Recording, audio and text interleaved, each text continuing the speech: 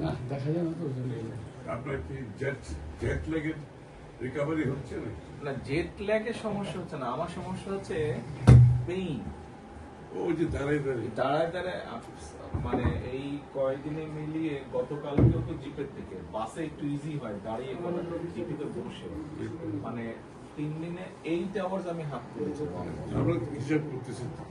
আমি তো আপনার বাসায় গিয়ে বুঝবো আমরা বলতেছি। আরেকটা ঝামেলা হচ্ছে আপনার, সেটা হলো সেই পরিমাণ অলমোস্ট এক ফের পুরো শোল্ডার কিছুক্ষণ পরে আরেক টানের পয়না এক পায়ে উঁচা নিচে ছিল না।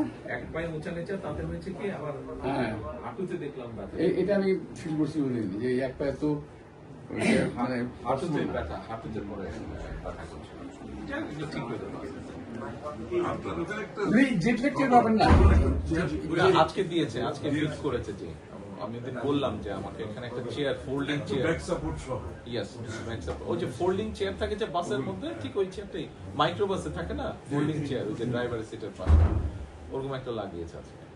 আপনার মানে পুরো বডি শেপের সাথে টাচ জি। করে যাতে প্রেসার না হয়। যে ওরকম লাগিয়েছে আজকে একটা।